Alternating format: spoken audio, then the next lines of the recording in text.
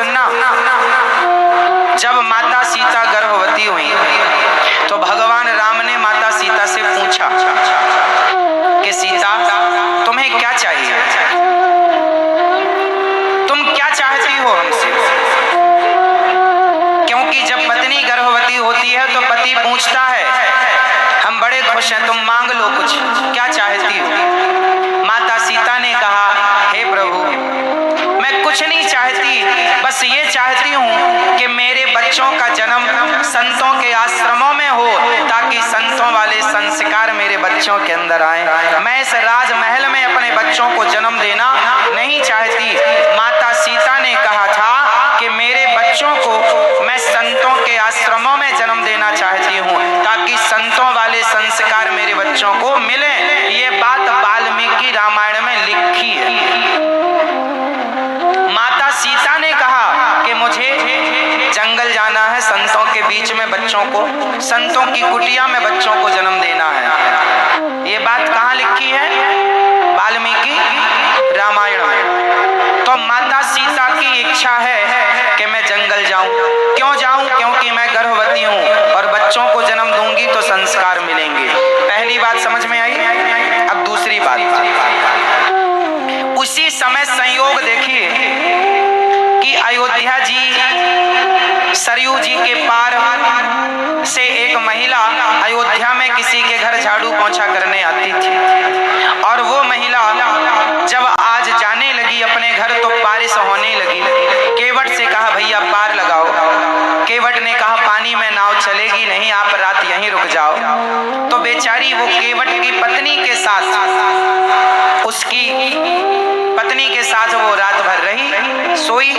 सवेरा हुआ वो अपने घर गई तो उसके पति ने कह दिया कि तुम रात को कहाँ थी? उसने कहा कि मैं फलाने की कुटिया पर रात को रुक गई क्योंकि पानी बरस रहा था, नाव चल नहीं सकती। उसने कह दिया कि मैं तुम्हें स्वीकार नहीं करूंगा क्योंकि मैं कोई राम थोड़ी हूँ कि सीता 12 महीनों तक रावण के यहाँ थी और रावण के यहाँ से आई तो राम जी ने स्वीकार कर लिया। अब सारी नगरी में ये बात हवा की तरह फैल गई। राम जी पर ये आरोप लग गया कि आपने सीता को रखा। अच्छा ये बात कब की है? ये बात तब की है जब राम जी ने 11,000 वर्षों का राज्य पूरा कर लिया। लंका को, रावण को मार के राम जी अयोध्या के राजा बने। राम जी कितने साल तक अयोध्या के राजा रहे? रामायण के अनुसार 11 साल, 11,000 वर्ष और भागवत जी के अनुसार 13,000 वर्ष। तो राम जी 11,000 वर्षों के बाद सीता माँ गर्भवती कब हुई थी? 11,000 वर्षों के बाद। और ये धोबी भाई ने जब माता सीता पर लांछन लगाया, कितने समय बाद लगाया? 11,000 वर्षों के बाद। अब बताओ राम जी को माता सीता से दिक्कत होती तो 11,000 वर्ष साथ में क्यों रहते? इसका मतलब राम जी को माता सीता से दिक्कत नहीं थी। अच्छा ये धोबी का भी दोष है क्या? इसका भी दोष नहीं है। इस धोबी की पिछले जन्म की कथा मिलती है पद्म पुराण में। ये जो धोबी ने माता सीता पर आरोप लगाया, दोष बेचारे का नहीं है, इसके पिछले जन्म की कथा है। वो जरा ध्यान से सुनिए तो क्लियर हो जाएगा। पद्म पुराण में एक कथा आती है माता सीता के इस प्रसंग को लेकर। एक बार माता सीता जनकपुर में थी, अपनी सहेलियों के साथ गई बगीचे में और खेलने के लिए गई। सारी सखियां थोड़ा आगे निकल गई। एक पेड़ की छांव में माता सीता अकेली बैठी। उस समय माता सीता छोटी सी थी। जिस पेड़ के नीचे माता सीता बैठी थी उसी पेड़ पर एक तोता और एक तोती आई और दोनों उस पेड़ पर बैठकर राम कथा कहने लगे। राम जी के सीता से विवाह होगा, ये जनकपुर है, यहीं सीता से विवाह होगा, धनुष तोड़ेंगे, ये सारी बातें तोती कहने लग गई। अब सीता माँ सुन रही थी। सीता माँ को कथा अच्छी लगी कि ये तो हमारी कथा कह रही है। तोती के पास सीता माता चुपके से गई और तोती को पकड़ लिया। माता सीता ने तोती को पकड़ लिया और सोने के पिंजरे में बंद किया। सोने के पिंजरे में बंद करके ले आई। सीता माँ तोती कहने लगी, बहन मुझे छोड़ दो, मैं गर्भवती हूँ, मैं अपने बच्चों को जन्म दे दूं, मैं तुम्हें जो कहोगी कथा सुनाने रोज आया करूंगी, तुम्हारी खिड़की पर बैठकर सुनाया। सीता माँ बोली, नहीं तू मेरे पास रह, तुझे सोने का पिंजरा दूंगी, जो खाएगी दूंगी, पर मेरे को रोज कथा सुना। सीता माँ ने जिद कर ली और बेचारी वो तोती जिद करती रही, मुझे छोड़ दो बहन, छोड़ दो, छोड़ दो। माता सीता ना छोड़ी। वो तोता बेचारा अपनी पत्नी को दूर से देखता रहता। तोता, उसकी पत्नी ने पिंजरे में खाना पीना बंद कर दिया और बेचारी मर गई। जब तोती मरी तो तोती के तोते ने श्राप दिया। श्राप मीन्स बद्दुआएं। पहले जिसे श्राप कहते थे वो आज कहें हमके बद्दुआएं हैं। उस तोते ने श्राप दे दिया, सीता मेरी गर्भवती पत्नी को तूने मेरे से दूर कर दिया, जाओ मैं तुम्हें श्राप देता हूँ कि जब तुम गर्भवती होगी तो तुम्हें उस गर्भावस्था में तुम्हारे पति अपने से दूर कर देंगे, क्योंकि तुमने मेरी पत्नी को मेरे से दूर किया। जाओ तुम्हारे पति भी तुम्हें अपने से दूर कर देंगे, वही और निमित्त मैं बनूंगा। वही तोता इस जन्म में अयोध्या में वो धोबी के रूप में प्रकट हुआ और उसके कहने से माता सीता को आज वनवास जाना पड़ा, क्योंकि माता सीता ने उस तोती को पिंजरे में बंद किया तो श्राप था माता सीता का, वो भोगना पड़ा। कर्मों के दंड तो माता सीता को भी भोगने पड़ेंगे, तो आप और हम कैसे बचेंगे? ये कर्म दंड है साहब। ये पद्म पुराण की कथा। तो माता सीता का एक कारण ये कि उन्होंने स्वयं ने कहा कि मुझे संतों के पास जाना है। दूसरा कारण ये कि उन्होंने एक तोती को बंद कर दिया। तीसरा कारण और सुनो, अभी मैं आपसे पूछूंगा, निष्कर्ष अभी निकलेगा। अभी हम और आप नतीजे पर नहीं पहुंचे, अभी नतीजे पर पहुंचेंगे तो आप बताइएगा, इसलिए ध्यान से सुनिएगा। अब एक बात और समझिएगा, राम जी जब रावण को मारते हैं, ध्यान से सुनिएगा, राम जी जब रावण को मारते हैं तो राम जी जब रावण को मारकर जब अयोध्या की ओर आने लगे तो आपको पता है वहां पर दशरथ जी महाराज आए। ये बात लंका कांड में लिखी है, रामचरितमानस में। राम जी से मिलने दशरथ जी आए, कहां? लंका में। जब रावण मरा तो दशरथ जी आए, राम जी ने प्रणाम किया, पिताजी आप? हाँ बेटा, तूने आपने अपने पिता की आज्ञा का पालन करके पूरे त्रैलोक में ऐसे पुत्र को तूने स्थापित कर दिया है कि युगों युगों तक तेरे जैसे पुत्र की जमाना कामना करेगा। राम जी ने कहा, पिताजी आप आज्ञा करो तो आप चलो, अयोध्या के राजा बन जाना, फिर सब जस की तस हो जाएगा, हम भगवान हैं, सब कर सकते हैं। दशरथ जी बोले, ना बेटा मुझे अब नहीं जाना, लेकिन सुनो अभी मेरी उम्र बची है। अच्छा, दशरथ जी अपनी मौत से नहीं मरे थे, दशरथ जी राम जी के वियोग में मरे थे। तो दशरथ जी की अभी 2000 साल वर्ष उम्र बाकी थी, 2000 वर्ष उम्र बाकी थी अभी। तो दशरथ जी ने कहा, राम जाओ, जो उम्र मेरी बची है 2000 वर्ष, जाओ वो उम्र मैं तुम्हें देता हूँ। तब से ये परंपरा चालू हो गई। लोग कहते हैं ना, कोई ज्यादा खुश हो जाए तो कहता है मेरी उम्र तुम्हें लग जाए। सबसे पहले उम्र दशरथ जी ने दी थी अपने राम को। सबसे पहले उम्र किसने दी? दशरथ जी ने दी राम को, मेरी उम्र तुम्हें लग जाए। तब से एक कहावत हो गई कि मेरी उम्र तुम्हें लग जाए। तो दशरथ जी ने कितनी उम्र दी? जोर से 2000 साल। अब बताओ, जब राम जी ने माता सीता को वनवास भेजा, उस समय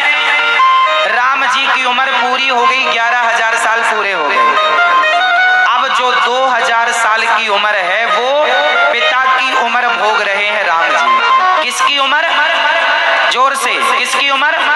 अब आप बताओ कि पिता की उम्र से यदि वो माता सीता को टच करते, पत्नी के रूप में स्वीकार करते, तो मर्यादा बिगड़ती कि नहीं। और राम मर्यादा पुरुषोत्तम है। पिता की उम्र लेकर वो अपनी पत्नी, पिता की उम्र से अपनी पत्नी, तो ससुर बहू का रिश्ता हो गया, हाँ या ना।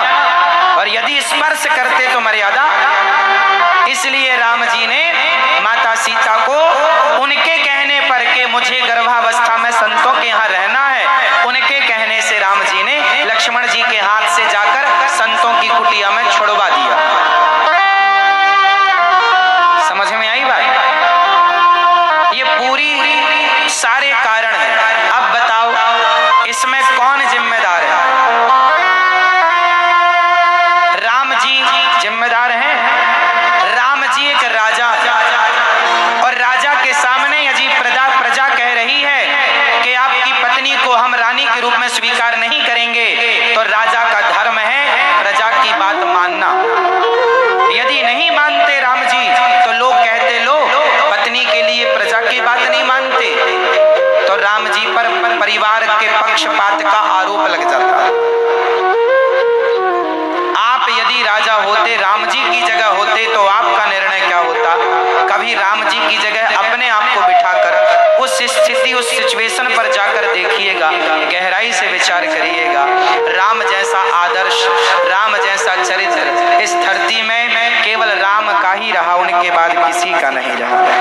ऐसे प्रभु राम को हम बारंबार प्रणाम करें और उनकी चरण धूलि अपने माथे से लगाएं।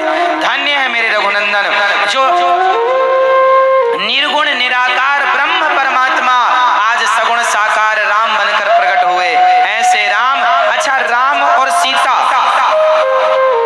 गिरा अर्थ जल बीच सम कहियत भिन्न न भिन्न, ये भिन्न है ही नहीं। अच्छा, एक बात और बताओ, रावण ने जिन माता सीता को चुराया, वो माता सीता असली थी कि नकली थी। बताओ, रावण ने जिन माता सीता को चुराया वो असली थी कि नकली। जोर से। तो फिर असली कहाँ थी उस समय।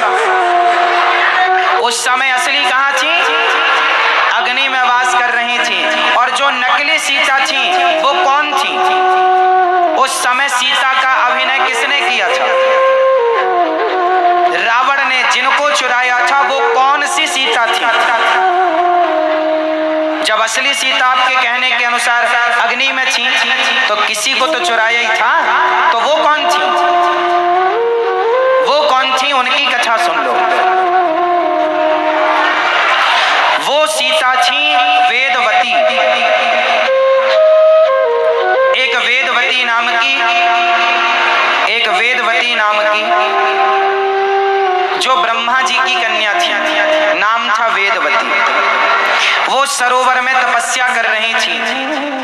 हजारों साल हो गए तपस्या करते करते। तपस्या का उद्देश्य था कि भगवान को पति के रूप में चाहती थी। किस रूप में चाहती थी, जोर से, पति के रूप में। भगवान को अपना पति के रूप में चाहती थी। एक दिन रावण चला गया, वहां पर जहां माता वेदवती तपस्या कर रही थी। तो रावण ने वेदवती को देखा तो बड़ी सुंदर थी। रावण लट्टू हो गया और रावण ने बाल पकड़ लिए, माता वेदवती के केस पकड़ लिए। और जब केस पकड़ा तो माता को क्रोध आया। माता ने क्रोध में कह दिया, रावण, आज के बाद तूने यदि किसी स्त्री को उसकी मर्जी के बिना यदि तूने उसका स्पर्श किया तो तेरा सर्वनाश हो जाएगा। मैं कहती हूँ, और तेरे तूने मेरे केस पकड़े हैं, तूने मेरी तपस्या बिगाड़ी है, जा, तेरे सर्वनाश का कारण मैं बनूंगी। ये श्राप मिला था। रावण चरणों में गिर पड़ा। मां पहचान ना पाया, क्षमा क्षमा क्षमा। तब रावण से मां ने कहा था कि तूने जिसे चुराया, तूने जिसे हरा, उसकी मर्जी के खिलाफ यदि उसने एक बार तेरे पर कृपा दृष्टि डाल दी तो तू अमर हो जाएगा। इसलिए रावण को जब सीता मां ने सीता माँ को रावण ने चुराया तो रावण क्या कहता था, एक बार बिलो के मम ओरा, एक बार मेरी तरफ देख लो। क्यों?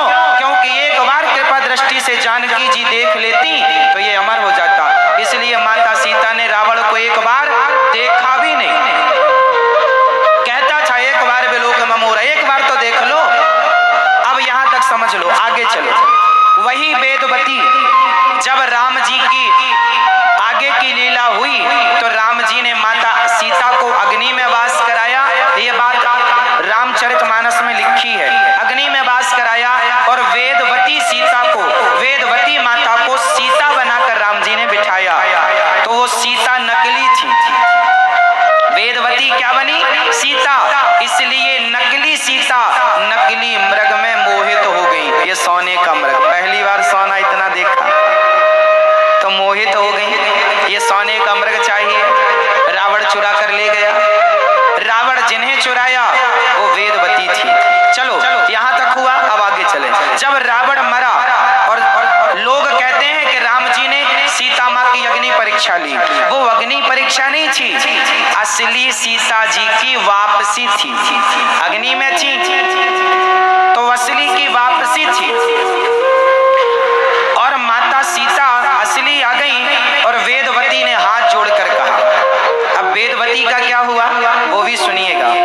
माता वेदवती ने हाथ जोड़कर कहा, प्रभु मैं आपकी पत्नी का मैंने अभिनय तो किया पर मैं आपकी पत्नी हो ना पाई। आप मुझे बताओ पत्नी के रूप में कब स्वीकार करोगे।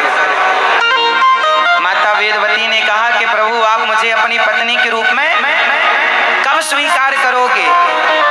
राम जी ने कहा मैं कलयुग में प्रकट होऊंगा और कलयुग में तुम्हारे साथ विवाह करूंगा। अब बताओ राम जी कलयुग में कहां प्रकट भए और वो वेदवती कलयुग में प्रकट भई और भगवान का विवाह हुआ। बताओ ये बात जानते हैं आप लोग? सुनो, कलयुग में आप में से कितने लोग तिरुपति बालाजी का नाम सुने हैं? वेंकटेश भगवान तिरुपति बालाजी। तिरुपति बालाजी वो जो दक्षिण भारत में बालाजी भगवान जिनके भुजाओं में शंख और चक्र हैं, तिरुपति बालाजी सुना है आपने? तिरुपति बालाजी, एक बालाजी तो हनुमान जी होते हैं, बालाजी मतलब हनुमान जी भी होते हैं, तिरुपति बालाजी अलग है। तिरुमला पर्वत में विराजे हैं। किस पर्वत पर हैं? तिरुमला पर्वत पर तिरुपति बालाजी हैं। तिरुपति बालाजी का जन्म कलयुग में हुआ।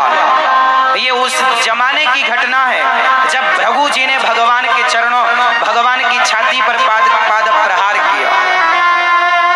मैया सुन रही हो मेरी माँ या सो रही हो?